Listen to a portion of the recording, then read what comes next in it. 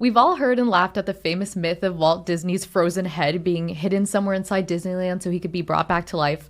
Well, what if we told you that idea is closer to reality than you might have thought? Berlin startup Tomorrow Bio is freezing people after they die and storing them in a giant cryopreservation chamber in Switzerland with the mission of one day bringing them back to life when the ailment that killed them has been cured. And, once human cryopreservation has been achieved. This hasn't been successful on a human quite yet, but what gives Tomorrow Bio hope is that this procedure has worked on roundworms and that researchers have found a way to cryogenically store rat kidneys for up to 100 days before rewarming them and transplanting them back to the rats' bodies. So far, they've cryopreserved 20 humans and 10 pets, and it's available all over Europe as well as New York, California, and Florida. 800 people have signed up so far, paying $200,000 up front and then $87 per month for membership and life insurance. And we know this sounds kind of crazy. We're pretty skeptical about it as well, but the company has gotten over 8 figures of funding already. And we're speaking to the founder and CEO of Tomorrow Bio, Dr. Emil Kenziora, to get the details on this cutting edge venture. So Tomorrow Bio can obviously sound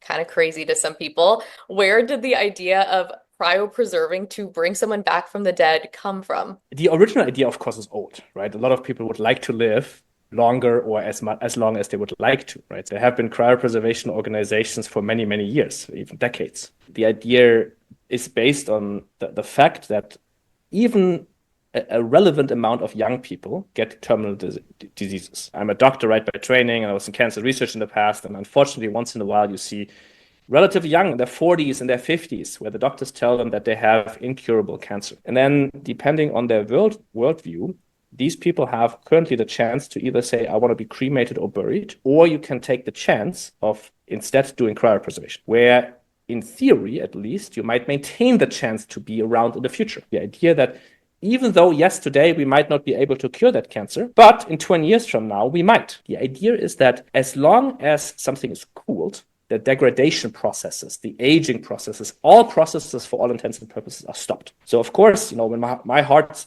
stops, then the rest of the body, and most importantly, the brain, of course, is not supplied with oxygen anymore. And then the cells start, it's almost like a self-recycling process. And now if you cool down, and of course in cryopreservation, you cool down to very low temperatures, in most cases, you go to negative 196 degrees Celsius. Whatever that is in Fahrenheit, these degradation processes, these self-recycling processes are stopped. First reduced in speed and then at some point stopped. Now, what gives me, optimism that this might work at some point? There are some animals, some model organisms in a lab that you can fully cryopreserve, and then you take them out, and then they keep their memories in quotation marks. But it is neurally encoded memory. So there's a good amount of preliminary evidence that at least directionally this might work. And then the second point of optimism is that once you're cryopreserved, it doesn't matter how long it takes until you figure out the rest, right? You can stay 10 years in cryopreservation, you can stay 50 years in cryopreservation, you could stay 500 years in cryopreservation. So you can't just obviously fly your scientists around everywhere and kind of store them whichever way. How do you actually make this a reality? How do you freeze them? How do you store them? Right. So we do, in fact, if need be, fly around our teams, if need be. So initially, it always starts with someone saying, if something happens to me, then I'd rather be cryopreserved than the alternatives. So they sign up with us with a lot of informed consent, right? You basically state that if I die, I would like to have my body cryopreserved instead of cremated. Legally speaking, it's a body donation to science. So you can decide that for yourself. In all Western countries, it's allowed. Now, hopefully, we're not seeing this person for a very long time, right? Because, of course, hopefully they live a long and healthy life. But should something happen to them, then when the person tells us that their doctors have told them that they might only have weeks or months to live, then we start monitoring these people, keeping, making sure we have all the information and so on and so on. And then if the conditions now, again, let's stay with the cancer example, if the cancer then progresses and at some point the person might die within a week or two, then we send one of our teams. These are medical teams, doctors, perfusionists, and so on, cryopreservation experts that either come with an ambulance. So we have these retrofitted ambulances, a couple in the US, a couple in Europe. So where we would then bring one of those ambulances close to wherever the patient is. right? And if for whatever reason the patient is very far away, all of that stuff can also be put on a plane and then we fly to wherever they are. And then the second the person dies and then is legally pronounced, right? Cryopreservation is never a procedure that's done before death. It's always done once legal pronouncement has happened. At the time of legal pronouncement, we take over. And then we start a combination of procedures that are very similar to CPR. Of course, not with the goal of resuscitating someone, but with the goal of supplying the body with oxygen. So we do chest compressions, we give medications, we give oxygen, and so on to keep the cells from dying, most importantly in the brain.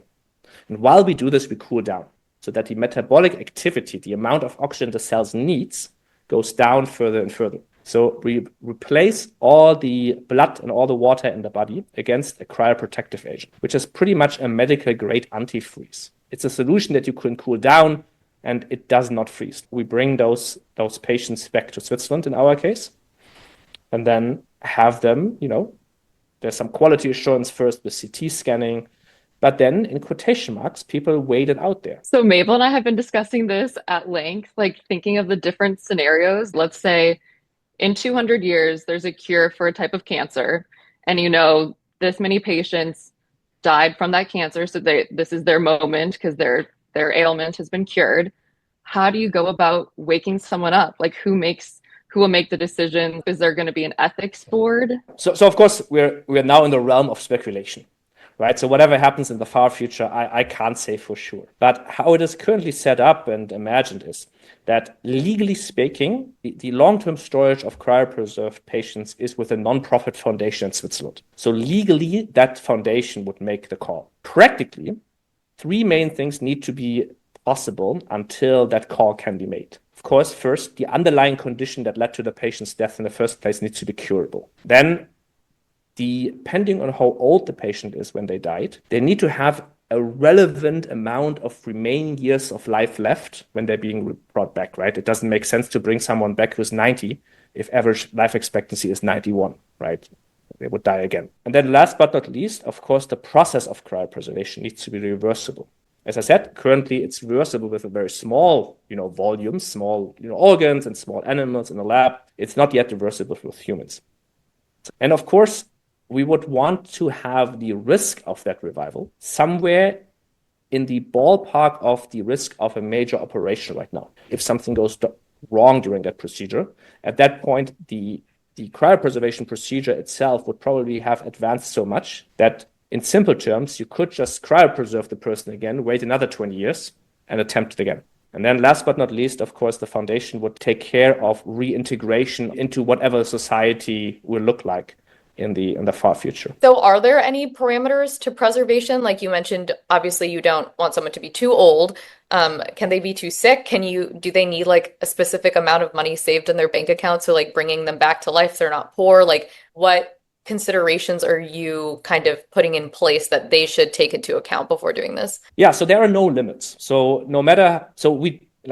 the age point that's not decided by us, right? In the end, it only comes down if they make that decision for themselves. So it is relatively expensive, somewhere in the ballpark of $220,000 for whole body cryopreservation. We also do brain preservation, so you can just preserve your brain in theory, which is around $75,000. No matter how you want to look at it, it is relatively expensive. In most cases, though, we have large life insurance partners. So in most cases, you take out life insurance, and then should you die, the life insurance pays for the procedure. There's like a financial model behind it where a large part of that money, the majority, in fact, is given to a foundation in Switzerland that invests that money and pays for maintenance of cryostasis and for revival cost out of the interest or on the return of that principal amount. And you keep mentioning this nonprofit in Switzerland. If, let's say, the body is damaged or something, would they have the liability? Would they be legally responsible for that? So legally speaking is you donate your body to research. So even when something goes wrong in that procedure, since it's a research procedure, that's unfortunately, there is no claim to damages or anything like that, especially because also, of course, the person who would have a claim is already dead. Cremation, I would argue it's zero. Now, cryopreservation is at the very least more than zero, and people should decide against it or for it based on that understanding. And I think our last question, we got to hit you with a philosophical one. Yeah. Do you feel at all like you're playing God or interfering with fate? No, not at all.